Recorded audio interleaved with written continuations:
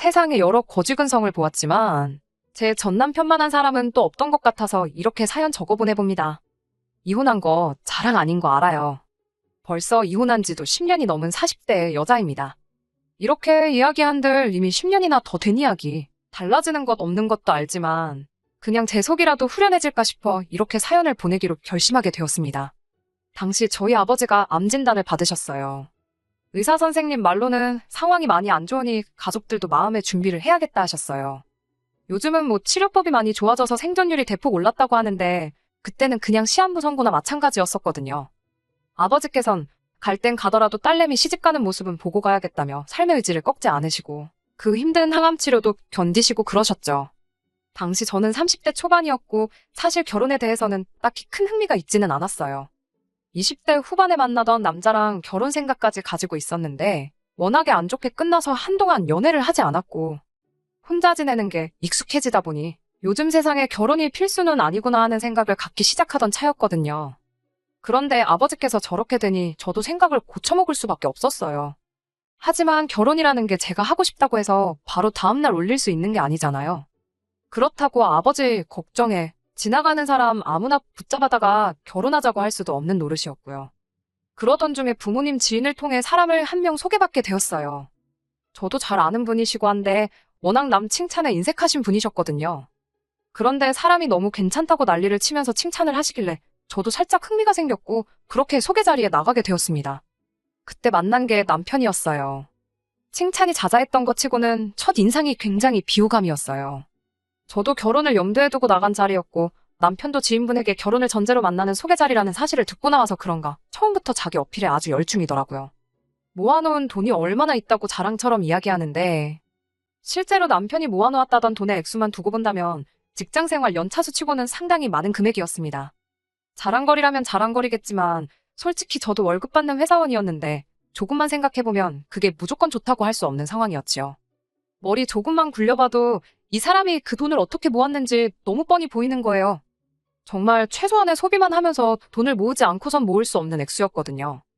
집안 배경에 대해서 이야기하는데 집이 잘 살아서 금수저 물고 태어나 돈 모으기 수월했던 환경도 아니었고요. 나중에 가서는 월급 한 푼도 안 쓰고 모아 그 돈을 모았다고. 중간에 로또가 된 것도 아니고 주식이 대박난 것도 아니고 정말 순수하게 월급 안 쓰고 모아 만든 돈이라는 사실을 자랑처럼 이야기하더라고요. 검소한 생활 습관, 그 어떤 것과 비교가 되지 않을 만큼 좋은 장점이라고 생각하지만 모든 일에는 정도가 있는 법이라고 생각합니다. 아낄 수 있을 때 아끼는 것과 아예 안 쓰는 건 큰 차이가 있다고 생각했어요.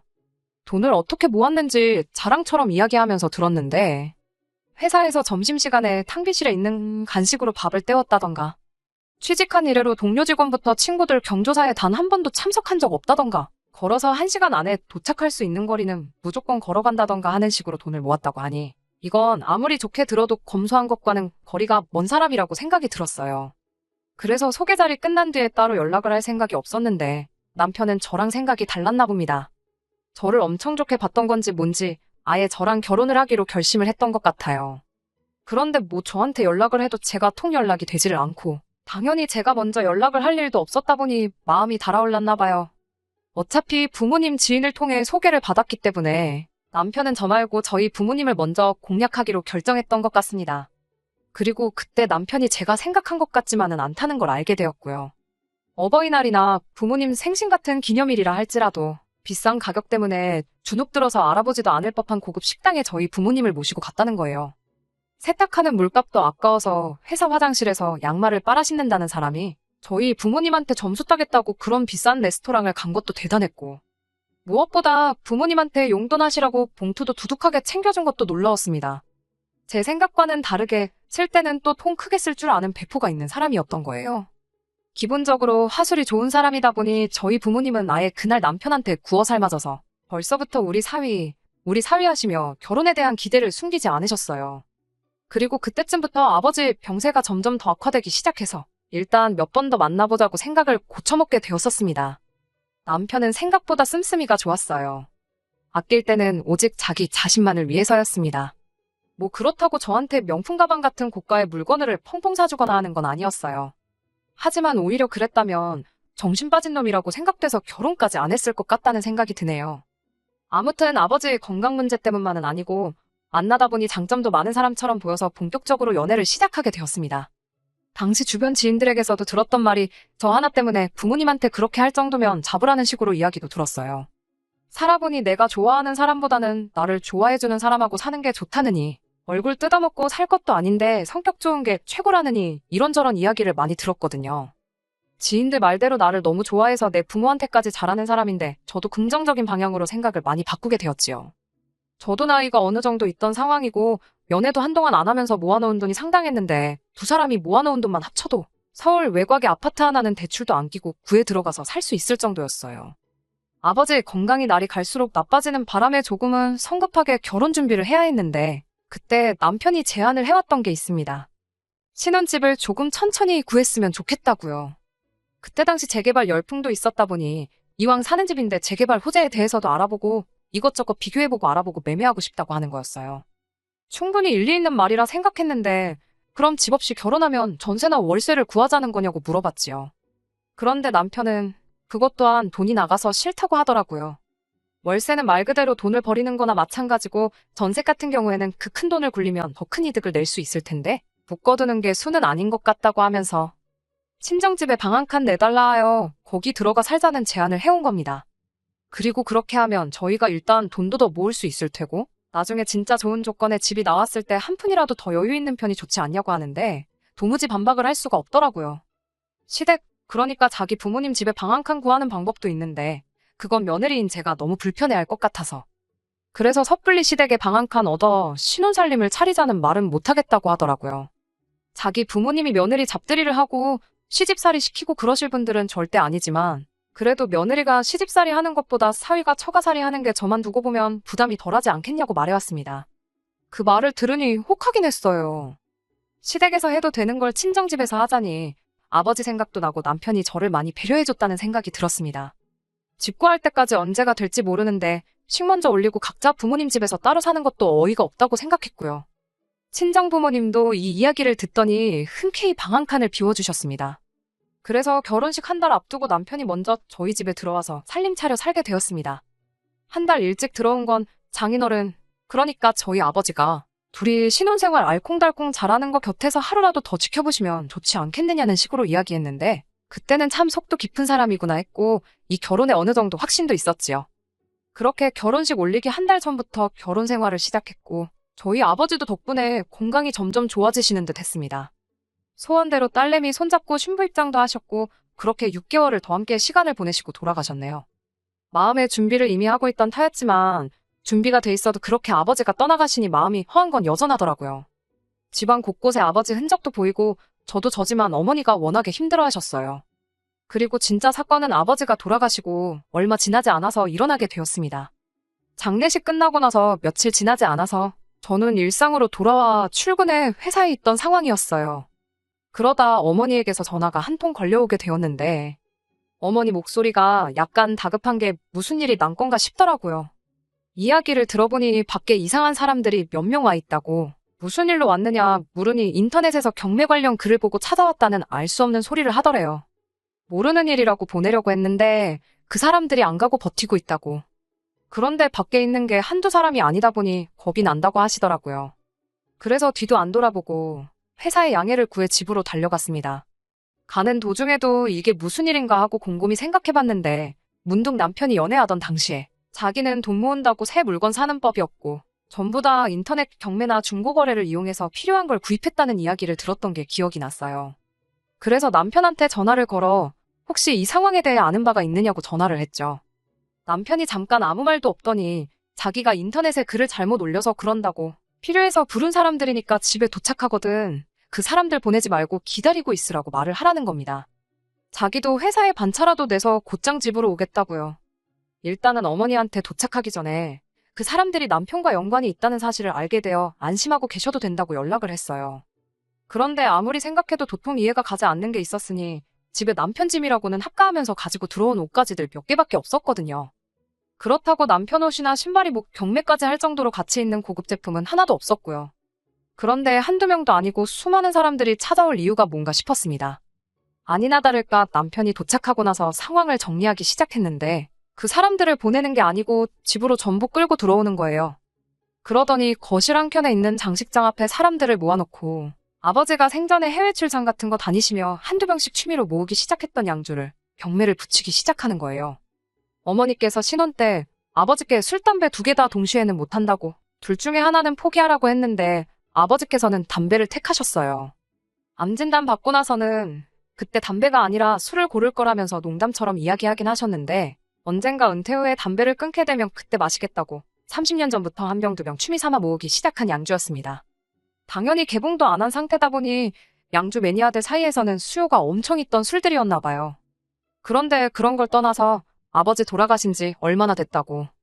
유품이나 마찬가지인 아버지의 수집품들을 남편은 가족들과 상의도 한 번 하지 않고 경매에 붙여버린 거였어요.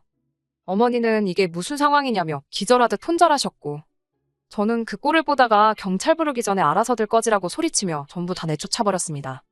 남편은 울그락불그락 표정이 말이 아니더군요. 누가 누구한테 화를 내야 하는지 아직도 모르겠는지 저한테 왜 방해를 하냐며 저 사람들만큼 돈 쳐주는 사람들 찾기가 얼마나 힘든 줄 아냐고 소리를 고래고래 지르더라고요. 당신이 뭐라고 아버지 유품을 맘대로 처분을 하냐고 했지요. 그랬더니 남편이 한다는 소리가 그 술들은 이제 다 지 거라는 거예요. 아버지께서 생전에 몸만 멀쩡했어도 은퇴도 했는데 사위랑 같이 여기 있는 술 한 잔씩 마셨으면 했다고 이야기를 하셨다는 겁니다. 말인즉슨 아버지가 건강만 하셨으면 자기랑 둘이서 다 마셨을 술이고 아버지가 이제 안 계시니 그 술들은 전부 자기 거나 마찬가지라고 우기는 거예요. 이게 뭔 미친 소린가 싶었지요. 그동안 제가 알고 지낸 그 사람이 맞나 싶었거든요. 남편하고는 그날 대판 싸웠고 남편은 기어이 그 술들을 다시 팔아버릴 거라고. 여기 진열장에 있는 것들 정리만 해도 좋기 1,500만 원은 넘게 나올 거라고 하면서 끝까지 욕심을 버리지 않더라고요. 그나마 다행인 건 어떻게 방법이 있나 찾아보다가 면허 없이 팔면 법에 걸린다고 해서 어디 팔아만 보라고 그대로 신고해버리겠다고 해서 그 술들을 정리하는 건 막을 수가 있었어요. 그런데 그거야말로 미봉책이지. 솔직히 양주가 아니더라도 집에 아버지가 차던 시계며 이런 것들도 있는데 괜시리 더 신경이 쓰이더라고요. 어머니도 저를 봐서 남편을 용서해주고 싶은데 도무지 그렇게 되지가 않는다면서 불편해하셨고요. 저희가 친정집에 얹혀 사는 거였으니 어머니가 불편해하시면 당연히 저희가 나가는 게 맞다는 생각이 들었어요. 그래서 저녁에 남편을 불러 이제 이 집을 나가는 게 좋겠다는 이야기를 꺼냈습니다. 그런데 남편이 나가긴 어딜 나가냐고 하더군요. 나가는 건 우리가 아니고 장모님이 나가는 게 맞는 거 아니냐고 하는 거예요. 그게 무슨 미친 소리를 하고 있는 거냐고 여기가 엄마 집인데 왜 엄마가 나가야 되냐고 대번에 정색을 했더니 남편이 저보고 잘 생각 한번 해보랍니다. 1년 사이에 결혼식, 장례식이 있었으니 그걸로 들어온 돈만 해도 짭짤했을 거라고. 그 돈으로 장모님 전세로 집 하나 구해서 나가 살라고 이야기를 하라네요. 저희 아버지가 노후 자금은 해놓은 게 있으니 그거 쓰시면서 살아도 충분하시다고요. 이제 혼자 지내시는데 굳이 아파트 생활 고집하실 이유가 뭐가 있냐고. 아무리 봐도 이 집을 우리한테 넘겨주고 친정어머니가 나가 사는 게 맞다고 하는 거예요. 여태 모아놓은 돈은 그대로 유지하면서 집까지 하나 생기는 거라고. 자기 말만 잘 듣고 따라오면 저를 부자 만들어주겠다고 하더군요. 소름이 쫙 돋았습니다. 아버지 양주 팔아치우는 건 애교에 불과했다고 해도 과언이 아니지요. 애초에 이 인간은 아버지가 암 때문에 딸 결혼을 서두른다는 소식을 듣고 그때부터 우리 부모님 집을 헤쳐먹으려고 작정을 했던 거라 생각해요. 평생 월급 한 푼도 안 쓰고 모았던 쪼잔탱이가 저희 부모님한테 두둑하게 봉투 챙겨주고 고급 식당 내려가고 저한테도 데이트 비용 아끼지 않았던 이유는 담 있는 구석이 있었기 때문이었던 거죠. 애초에 남편은 자기가 모아놓은 그 몇 푼 안 되는 그 액수에 눈이 멀어 평생 돈 한 푼 쓰지 못하는 삶을 살고 있던 어리석은 사람이었던 거죠. 자기가 결혼 전에도 돈 많이 모아놓았던 거 기억 안 나냐는 걸 자꾸 강조하면서 자기 말대로 하자고 저를 설득하려고 드는 겁니다. 부자 만들어준다는 소리가 뭔가 싶었어요. 부모네 쫓아내고 그 집을 차지해서 되는 부자. 별로 되고 싶지도 않았습니다. 그래서 남편한테 한마디 했어요.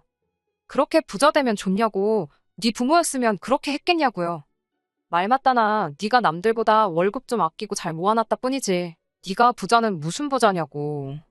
너 진짜 부자 본 적 없냐? 맘만 먹으면 네가 모아놓은 돈 하루아침에 아니 눈 깜짝할 사이에 써버릴 수 있을 정도인 부자가 세상에 널리고 깔린 거 모르냐고 했어요. 너 같은 놈한테는 이혼 말고는 다른 방법이 보이지 않는다고 이혼하자고 했는데 남편이 이혼 안 해줄 거라고. 이혼해주길 바라면 위자료를 가지고 오라면서 그 상황에서도 돈 한 푼 더 뜯어낼 생각밖에 없더군요. 위자료야 남편 희망사항이었고 애초에 유책 배우자가 남편인 게 인정이 되기도 했고 소송전으로 들어가면 남편도 손해가 클 거라 생각했는지 별 어려움 없이 이혼을 할 수 있었습니다. 그리고 영영 소식도 모르게 살기로 하고 10년 세월이 지나 지금에 왔습니다. 그리고 얼마 전 부모님을 통해 저에게 남편을 소개시켜줬던 분에게서 남편 소식을 전해 듣게 되었어요.